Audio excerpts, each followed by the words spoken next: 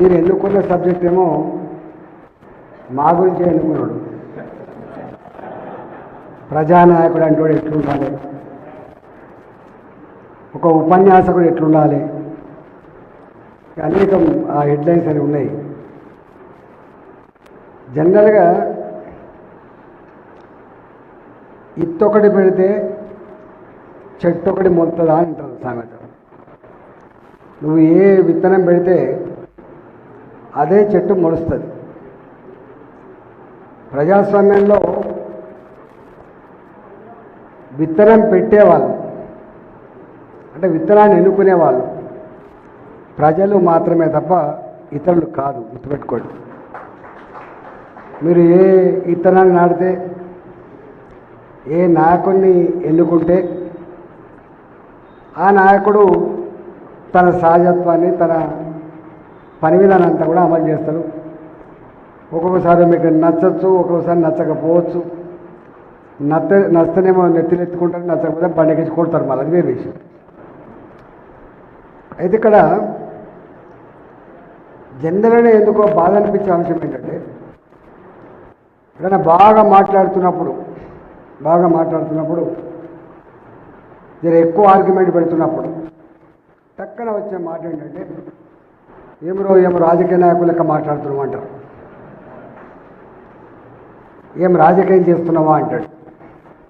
ఈ రెండు మీరు తరచుగా వింటూ ఉంటారు. రాజకీయ నాయకుల లెక్క మాట్లాడుతున్నావు అంటాడు, రాజకీయం చేస్తున్నావా అంటాడు.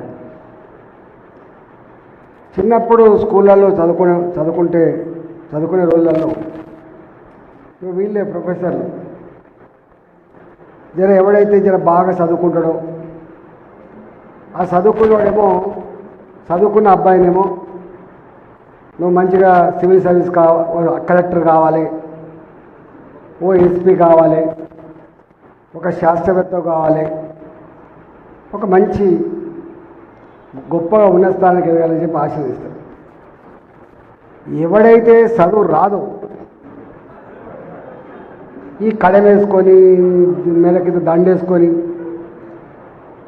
దాదాగిరి చేసి కాపీ చేసుకుంటా వాడు పాస్ అవుతాడో, అరే నువ్వు రాజకీయాలకు పనికొస్తావురా అంటాడు. అంటే బిగినింగ్లోనే మన యాటిట్యూడ్, మన పర్సెప్షన్ ఎట్లా ఉంటుందో ఒకసారి అర్థం చేసుకోండి. మీరు ఎక్కడైనా చూడండి, ప్రపంచం మొత్తంలో ఇంటికి ఒక నాయకుడు ఉంటాడు. అయితే నా తండ్రి అయినా ఉంటాడు, తల్లి అయినా ఉంటుంది. నాయకులు లేని ఇల్లు ఉండదు. నాయకులు అంటే గైడ్ చేస్తాడు. ఒక్కొక్కసారి ఇంట్లో తండ్రి విఫలమైనప్పుడు తల్లి ఆ బాధ్యత తీసుకొని ఆ కుటుంబాన్ని చక్కబెట్టే ప్రయత్నం చేస్తుంది. కొంతమంది చెప్పుకుంటారు, నా ఎదుగుదలకు మా కుటుంబం గొప్పగా ఉండడానికి మా తండ్రి కారణం కాదు, మా తల్లి కారణమని చెప్పుకుంటూ ఉంటారు. అంటే తల్లి లేదా తండ్రి ఆ కుటుంబాన్ని నాయకత్వం వహిస్తారు. కాలనీ ఉంది, కాలనీకి ఒక నాయకుడు ఉంటాడు. ఈ కాలనీ పేరేందో దానికి ఒక ప్రెసిడెంటు, దానికి ఒక జనరల్ సెక్రటరీ, ఓ ఆటోల యూనియన్ ఉంటుంది, దానికి ఒక నాయకుడు ఉంటాడు. లెక్చరర్ ఉన్న దానికి ఒక నాయకుడు ఉంటాడు. క్లాసులో ఒక నాయకుడు ఉంటాడు, పెబ్బే అంటారు, లేకపోతే క్లాస్ లీడర్ అంటారు. అంటే ప్రతి దాంట్లో ఒక నాయకుడు మాత్రం తప్పకుండా ఉంటాడు. అంటే ఇంటి నుంచి మొదలు పెడితే భూమి మీద ఎన్ని సంఘాలు అయితే ఉంటాయో సంఘాల నుంచి మొదలు పెడితే వార్డు మెంబర్ నుంచి మొదలుపెట్టి పార్లమెంట్ సభ్యుల వరకు, వార్డు మెంబర్ నుంచి మొదలుపెట్టి పార్లమెంట్ సభ్యుల వరకు నాయకులు మనం ఎన్నుకుంటాం.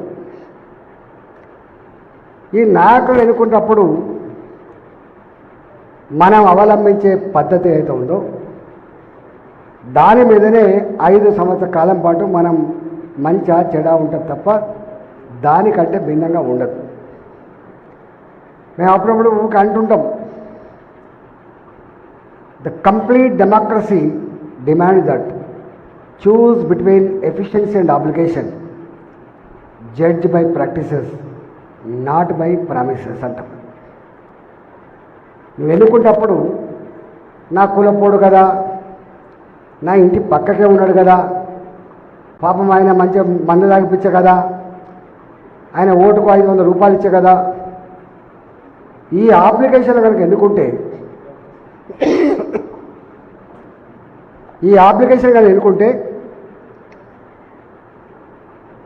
మనం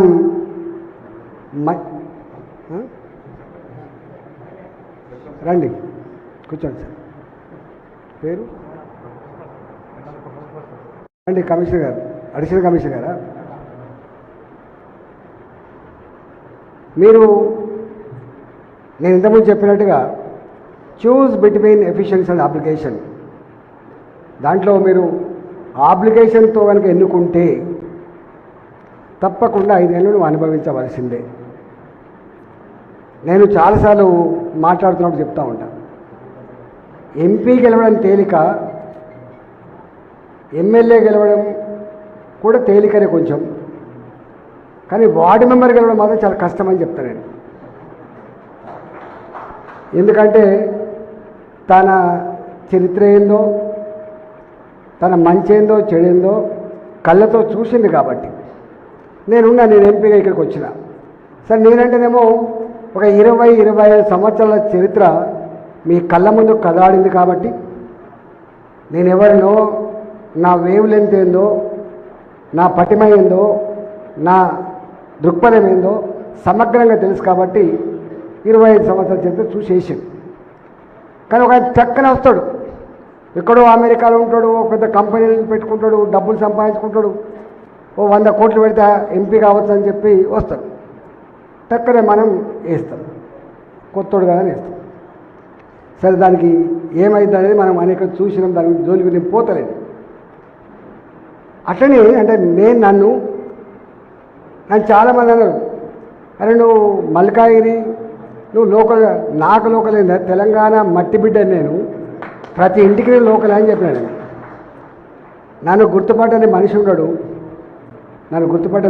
గింత పిల్లగాంచి మొదలు పెడితే ముసలుల వరకు ఓ ఈటల రాజేంద్ర పోతాడు అంటాడు. అంటే మా ఆస్తి అది, మా పరిచయం అది.